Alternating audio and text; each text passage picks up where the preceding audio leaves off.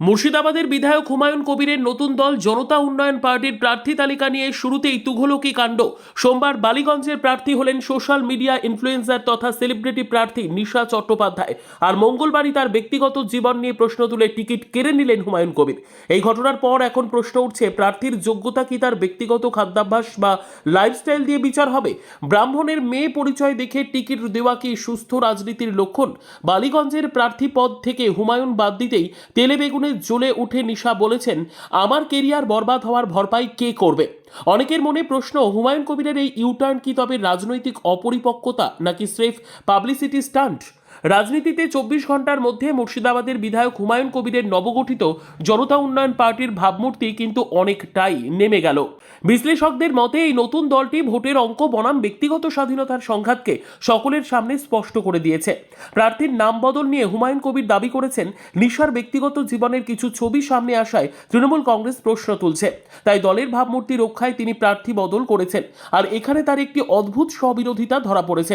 হুমায়ুন বলছেন, তিনি নিশার ব্রাহ্মণ পরিচয় দেখে তাকে টিকিট দিয়েছিলেন, অর্থাৎ মেধা বা রাজনৈতিক দর্শনের চেয়েও জাতপাতের সমীকরণই তার কাছে অগ্রাধিকার পেয়েছিল।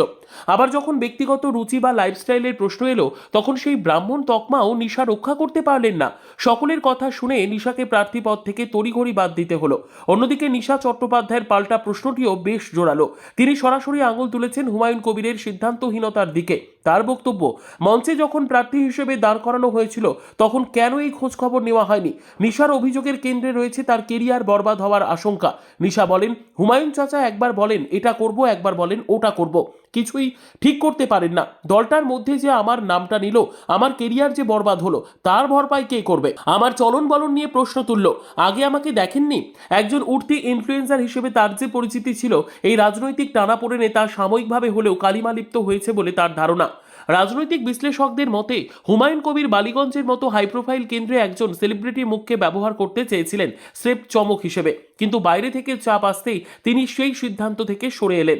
এই সিদ্ধান্ত তার রাজনৈতিক পরিপক্কতা নিয়ে প্রশ্ন তুলে দিয়েছে। প্রশ্ন জাগে, এই যুগে দাঁড়িয়ে একজন প্রার্থীর খাদ্যাভ্যাস বা ব্যক্তিগত মুহূর্তের ছবি কেন তার রাজনৈতিক যোগ্যতার মাপকাঠি হবে? বিশ্লেষকদের মতে হুমায়ুন কবিরের বক্তব্যে বোঝা যায়, রক্ষণশীল ভোট ব্যাংক হারানোর ভয়েই তিনি তড়িঘড়ি পিছিয়ে এসেছেন। এক প্রকার অপ্রস্তুত পরিস্থিতিতে পড়ে নিশা চট্টোপাধ্যায় আপাতত অন্য কোনো দলে যাওয়ার সম্ভাবনা উড়িয়ে দিয়েছেন। তবে তিনি তার বিপুল ফলোয়ার বেসকে কাজে লাগিয়ে এই অন্যায়ের জবাব দেওয়ার ইঙ্গিত দিয়েছেন। অনেকেই বলছেন, বালিগঞ্জের রাজনৈতিক ময়দানের লড়াই শুরুর আগেই এই সেলফ গোল হুমায়ুন কবিরের রাজনৈতিক ভবিষ্যৎকে আরও অনিশ্চিত করে দিল। Bureau report, digital news Bangla.